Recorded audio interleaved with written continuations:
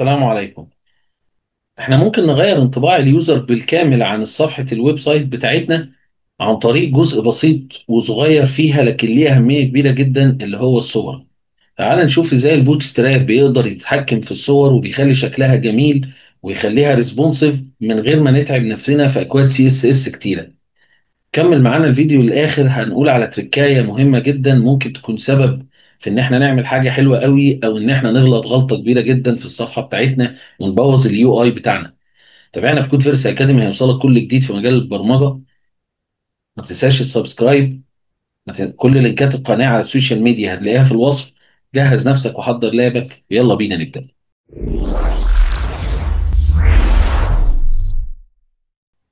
طبعا اول حاجه بعملها في البوت ستراب ان انا لازم استدعي السي دي ان بتاعه او الملفات بتاعته، لو انا عامل لها داونلود، سواء كانت السي اس اس او السكريبت. الحاجه التانيه، انا عندي الصوره موجوده جوه اسيتس جوه ايمجز، وادي الصوره اللي انا هستخدمها. هنيجي نحط الصورة في ديف البيرنت بتاعها، وهقول له هنا ايمج، وهاجي ارمي له المسار. فادي اسيتس، ايمجز، وادي الصورة. دلوقتي الصورة اتحطت في المكان بتاعها، وما ننساش طبعا نحط الالت كود فيرس. دلوقتي الصورة لو انا عملت كليك يمين انسبكت، فالصورة عندي مش واخدة اي تنسيقات خالص، لان انا مش مديها اي تنسيقات. طيب، تعالوا نكبر الصفحة دي كده عشان تبقى باينة. لو انا جيت قلت له بقى في الديف ده ان انا هديله ستايل وهديله ويدز مثلا 20%، وهديله باك جراوند عشان نشوف ده هيحصل فيه ايه. باك جراوند كلر وليكن لايت بلو. لو خدنا بالنا ان الصوره مغطيه تماما على الديف البيرنت بتاعها. تعالوا بقى دلوقتي نعمل اول كلاس في البوت ستراب اللي هو ايمج شرطه فلويد. ايمج شرطه فلويد، هنلاقي ان مجرد ما عملت الايمج شرطه فلويد، الصوره دي صغرت، بقت على قد البيرنت بتاعها اللي هو ال 20%. ليه؟ لان الايمج فلويد، كلاس الايمج فلويد في البوت ستراب ده بيعمل ايه؟ بيعمل ماكس ويدز. ماكس ويدز 100%، الهايت اوتو. طب ياخد 100% من مين؟ من البيرنت بتاعه. من البيرنت بتاعه اللي هو واخد ستايل ويدز 20%. طب وطبعا واخده حجمه بالكامل، عشان كده مغطيه على اللون اللايت بلو اللي احنا حاطينه.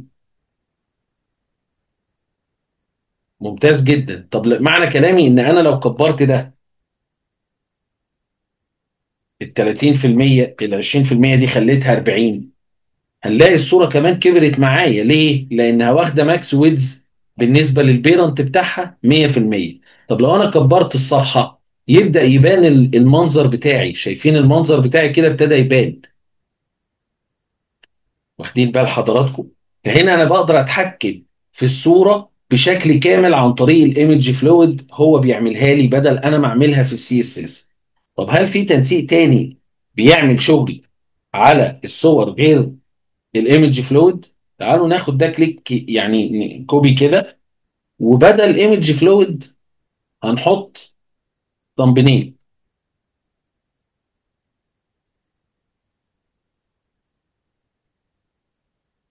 عشان يبان التنسيق ده حصل ايه، تعالوا ندي للديف البيرنت، هنديله بادنج. بادنج 20% او 20 بكسل، انا اسف 20 بكسل. هنلاقي دلوقتي اللايت بلو، وادي هنا في اطار ابيض ظهر اهو. الاطار الابيض ده 1 بكسل راوندد. طب مين اللي حط الاطار الابيض ده؟ تعالوا نبص على الايمج سامبنيل دي تنسيقاتها ايه. كليك يمين انسبكت. الايمج سامبنيل واخده ماكس ويدز وهايت. الماكس ويدز 100%، الهايت اوتو زيها زي الايمج فلويد بس، ومزوده عليهم مين؟ البوردر ريديوس، وواخده بوردر 1 بكسل بلونه اللي هو ال الابيض الغامق شويه، او اللي هو الرمادي الفاتح قوي، اللي هو اللون اللي موجود عندنا ده. وكمان البوردر واخد بوردر ريديوس، واخد راوندد كده، يعني تحس ان هو واخد استداره من عند الاركان. فطبعا تنسيقات جميله جدا نقدر نعملها بمنتهى البساطه في البوت ستراب. طيب، هل هو ده بس التنسيق اللي اقدر اعمله للصور؟ قال لك لا، ممكن نعمل كمان. ادي ايمج سامبنيل، وهاجي اقول له هنا تعالوا نخلي دي فلويد، وبعد كده هقول له راوندد. فهنلاحظ ان الصوره خدت استداره من اركانها الاربعه. يعني عملت لها بوردر ايه؟ عملت لها بوردر ريديوس. طيب، ممكن انا ازود على الكود ده بان انا بدل ما اقول له راوندد هقول له راوندد سيركل، فيخلي لي الصوره واخده استداره كامله.